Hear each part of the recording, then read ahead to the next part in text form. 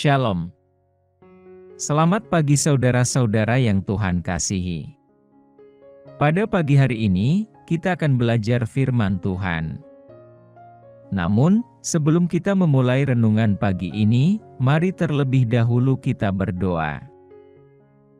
Bapa yang baik, Bapa pengasih di dalam kerajaan sorga, pada pagi ini kami rindu mendengarkan firman-Mu.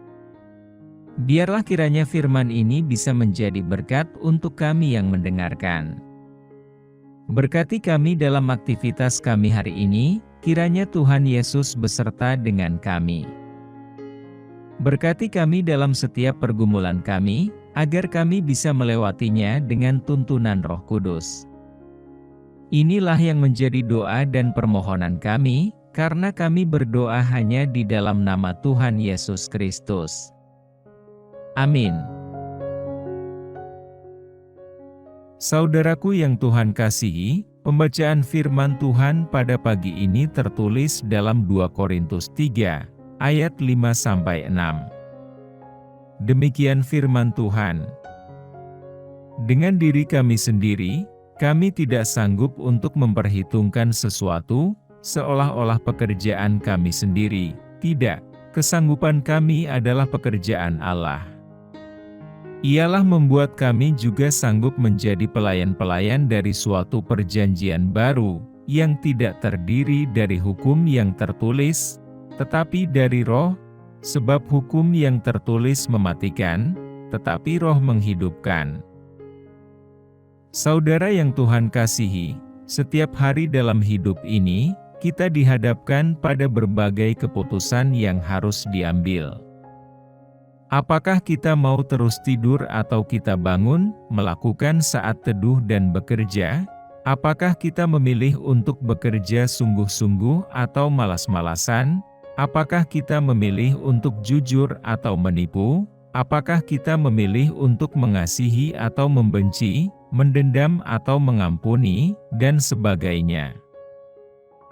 Setiap hari dalam masalah-masalah yang mungkin sepele dan tidak kita pikirkan, sebenarnya kita berhadapan dengan decision making, di mana sadar atau tidak, apa yang kita putuskan itu akan berpengaruh pada masa depan kita. Sebuah keputusan yang diambil malah mampu mengubah dunia. Lihatlah Bunda Teresa.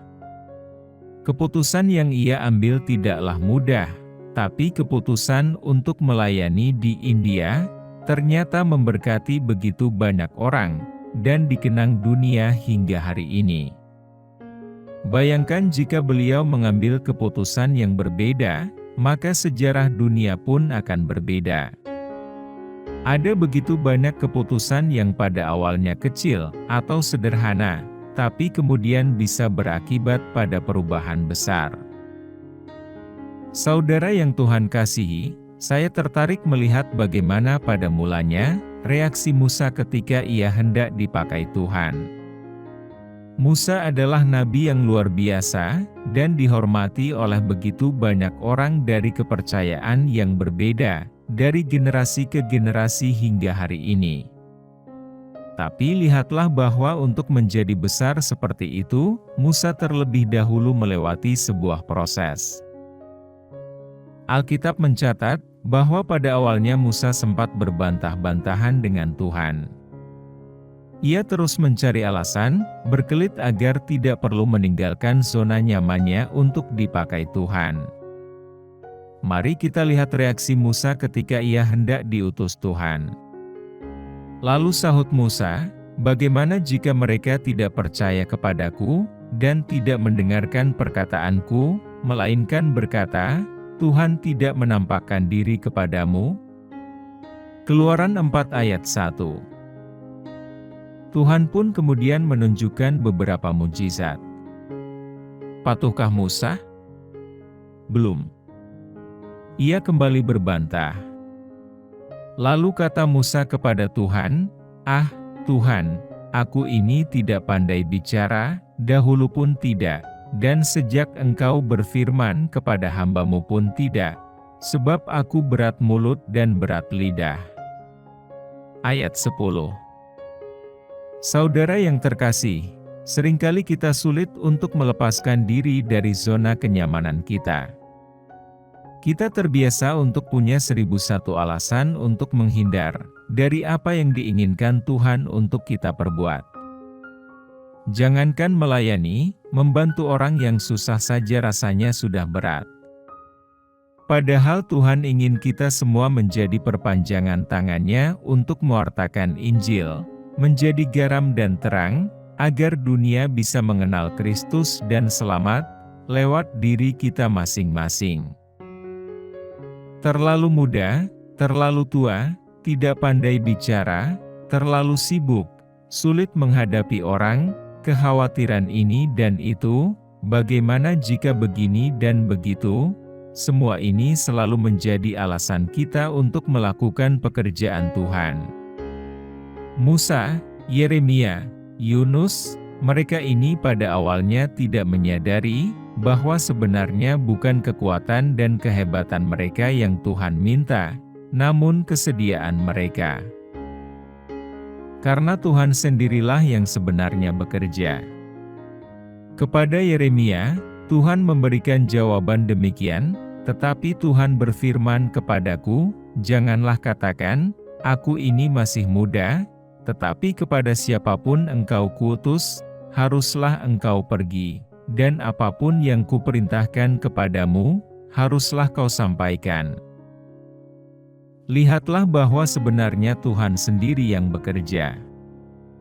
Siapapun bisa dipakai Tuhan secara luar biasa, karena Tuhan tidak butuh ahli-ahli, melainkan butuh hati yang rindu untuk mengasihi orang lain, seperti halnya Tuhan telah mengasihi kita. Mereka, dan juga kita, Anda dan saya, hanyalah perantara-perantara, di mana Tuhan rindu untuk melakukan pekerjaannya melalui kita. Tuhan tahu persis kekurangan dan kelemahan kita masing-masing. Tapi itu semua tidaklah menjadi penghalang bagi kita untuk mampu bekerja di ladang Tuhan. Saudara, akan ada perubahan nyata ketika kita mau mengambil keputusan untuk mengikuti apa yang diinginkan Tuhan. Melayani merupakan kewajiban kita sebagai anak-anak Tuhan. Akan ada konsekuensinya ketika kita menolak apa yang Tuhan gariskan untuk kita. Siapa menutup telinganya bagi jeritan orang lemah, tidak akan menerima jawaban kalau ia sendiri berseru-seru. Dari kisah Musa pun kita melihat bahwa membantah Tuhan akan mendatangkan murkanya, dan sebaliknya. Amin. Demikianlah renungan firman Tuhan pada hari ini, semoga menjadi berkat bagi kita semua. Dan sebelum kita memulai segala aktivitas di pagi hari ini, mari kita berdoa. Bapa kami yang di surga, Bapa yang kami panggil dalam nama Tuhan Yesus Kristus. Kami bersyukur Tuhan atas pertolongan-Mu, penyertaan-Mu, dan atas berkat-Mu dalam hidup kami. Dan bersyukur atas kebaikan Tuhan pada hari ini tak berkesudahan kasih setia Tuhan. Tak habis-habisnya rahmat-Mu selalu baru tiap pagi, besar kesetiaan-Mu Tuhan dalam hidup kami. Terima kasih buat firman-Mu pada hari ini. Ya Tuhan, kami mau selalu belajar dan terus belajar tentang firman-Mu. Firman-Mu yang menguatkan dan meneguhkan iman kami. Firman-Mu yang mengubahkan hidup kami. Kami mau berjalan bersama dengan Engkau di sepanjang kehidupan kami, agar kami tidak tersesat di dalam dunia ini. Kami mau melakukan firman-Mu ya Tuhan di sepanjang hidup kami, agar kami tetap kuat berjalan bersama dengan Engkau. Terima kasih ya Tuhan buat kesempatan hidup yang masih Engkau berikan kepada kami. Segala pergumulan dan persoalan hidup, kami serahkan di dalam tangan-Mu.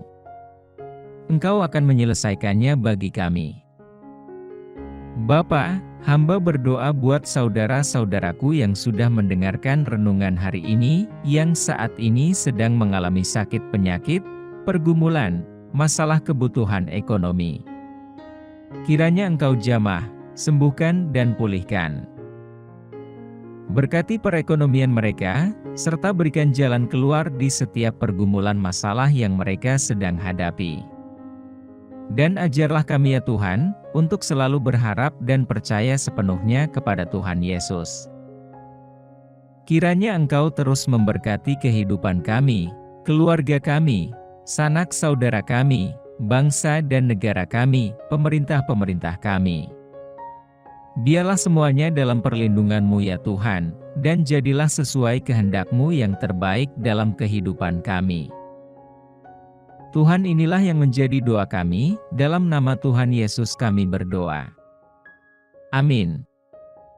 Saudaraku, bila Anda merasa terberkati dengan renungan pada pagi hari ini, jangan ragu untuk subscribe channel ini, dan aktifkan lonceng notifikasinya.